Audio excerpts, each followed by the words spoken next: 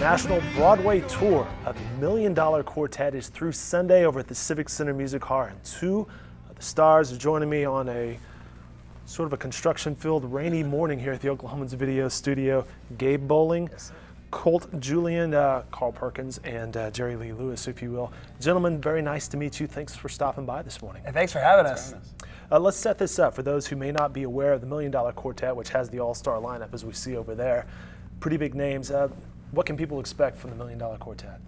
You're going to get 90 minutes of high-energy rock and roll. You're going to get the backstories of some of the most iconic figures in the history of the music business. And you're probably going to ask yourself where the 90 minutes went.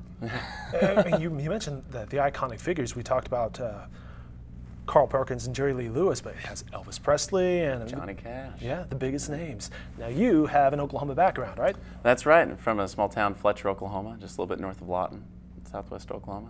Fletcher's one of those towns that we know during storm season in Oklahoma, where you know Fletcher and whatever small town that right. To be. What got you involved in theater?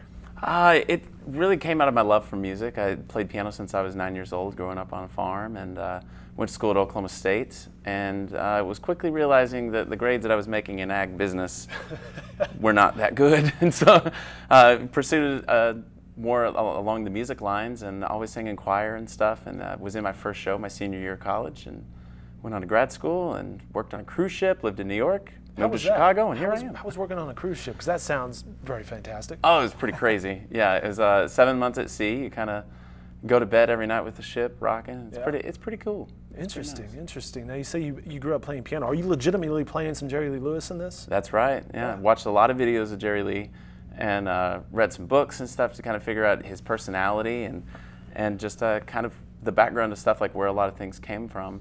And I grew up playing piano in church as well too, so kind of like having that similar backgrounds to him. He's a little bit crazier than I am, And well, he had his own style. Right, he had his own style. But yeah, definitely, I try to recreate as much as I can all the Jerry Lee stuff. Is that part of the? Is that just part of the gig when you guys have a new show or something else? The research that you guys go into. Okay, who, especially if it's an iconic, historic person, what were their mannerisms? How did they speak? Mm-hmm. Yeah, that's. I mean, you wrapped up, 50% of it just mannerisms and how they speak, and then how, of course, how they play, because we're really playing our instruments, and how they, what their singing voices are like, and if they got dance moves, that kind of stuff. I have the luxury of most people not knowing who Carl Perkins is, so I'm not under as much of a microscope, but these guys, especially if you're playing Elvis, you're playing Johnny Cash, there's people have their ideas of what that's supposed to look like. They have their perception of Johnny Cash must talk like this, big deep voice, but blue suede shoes. I mean, they know that song, certainly. Well, they do, but they don't think it's Carl, People think that was Elvis's song. That's a good point. Yeah, our show's unique. You're bitter about that. Just as you slip into character there. I'm a little bitter about that. $1 Million Quartet runs through Sunday at the Civic Center Music Hall, the National Broadway tour. What's next for you guys after Oklahoma City? Well, we get a week vacation, which is good, because we've been pounding out a lot of cities. So we get a week's vacation, then we head to Florida, and we do a week in the villages in Florida, which is going to be, the weather's going to be amazing. And we hit Kansas City for a few days, and then we're in Tulsa. So back to the Midwest after the East Coast. Yeah. Interesting. How is life on the road?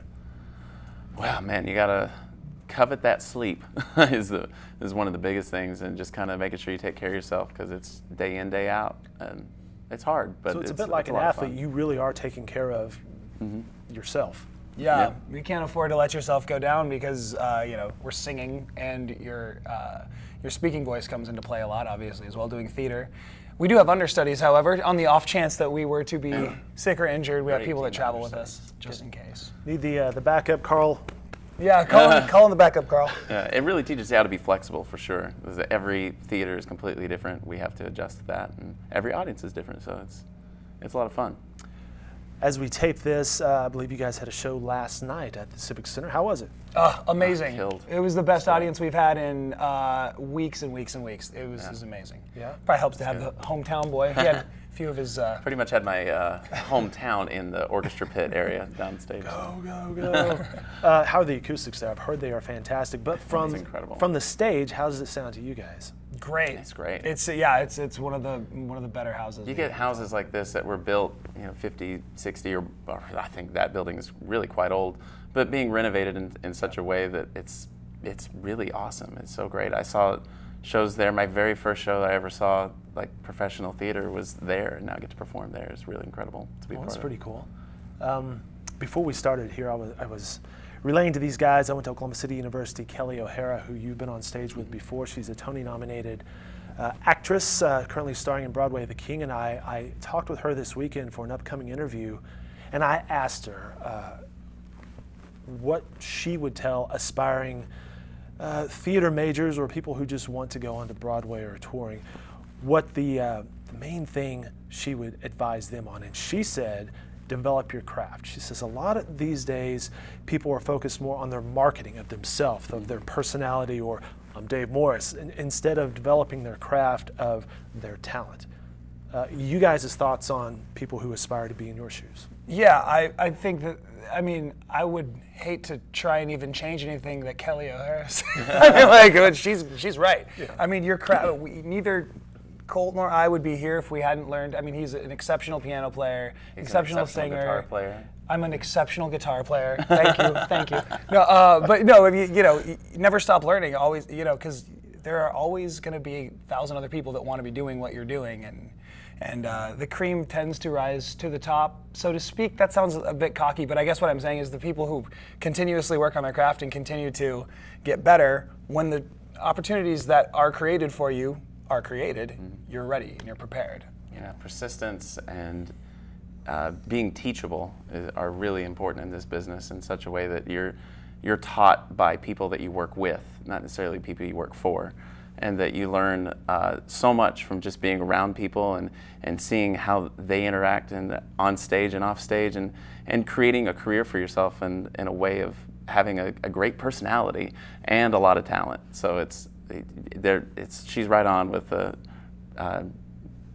trying to build your craft. And part of that, the building, she goes, it's a process, and like you mentioned, it's learning from the people you work with versus the meteoric rise and try to maintain that. It is. Yeah, there's no like, oh, I've learned this, now I've got it. Yeah. It's just you never have it. You're always just trying to improve it. And, you can have a goal, but it's so much more about the process. What do you guys look for when you step on stage? Whether it's the Civic Center, whether it's Florida, Kansas City, Tulsa, whatever. What are you guys sensing, feeling? What's the sensory perception for you guys when you step on stage? Well, it varies show to show, but I think Colt would acknowledge that this is a really fun show to do. It's extremely high energy. The audiences generally are very high energy.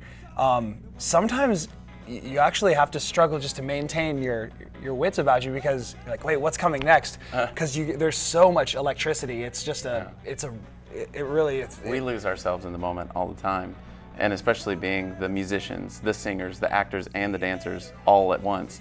And it's fun to kind of lose yourself in that, like, oh, what is next? All right, yeah, I've got to do this thing with Carl, and I don't know what I was saying, but it's a lot of fun. I got lost in the moment of that answer. I got lost in the moment with it. Last question, what's next for you guys, individually, career-wise? Well, I don't know yet.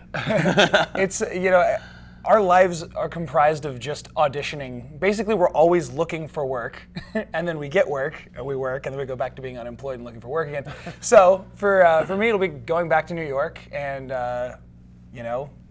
getting calls from my agent and going out there and standing awkwardly in an empty room with a few people at a table, singing songs and hoping they employ me. Yeah. $1 Million Quartet is an institution in Chicago and in Vegas now, and still going to be on tour. They're starting new productions all the time. So I think both of us, like, trying to stay in the family would be something cool to try to do. But we're both definitely pursuing other endeavors as well. They want to keep employing us. Don't get me wrong. Yeah, right. That's fine. And keep pursuing our craft in such a way that's like be able to do more roles and new shows and stuff. I lied. One last question. Have shows like American Idol or The Voice, have they changed the auditioning process to where it becomes more, you got to nail it from 10 seconds right from the beginning? Has that changed? No. I don't know that that's. It's like a chicken or the egg thing. It feels kind of like you're on those awkward auditions for American Idol when you're auditioning for Broadway or for any theater. However, it's probably felt like that. I almost don't know, because I'm like, I almost don't remember what it was like before American Idol because it's been going on for so long now. But yeah, it's kind of like that. And I don't know that it's changed it, but you still have it's the same same sort of feeling. Fantastic, Gabe. Gabe, Colt, mixing up names there. Find these guys, $1 Million Quartet at the Civic Center Music Hall. Again, it runs through Sunday. 2 shows on Saturday and Sunday. That's got to be exhausting, right? But Mother's Day, it's a great Mother's Day gift. So just get them there. Gentlemen, I enjoyed this. Thanks so much. Thank you. Thanks for having us. Absolutely.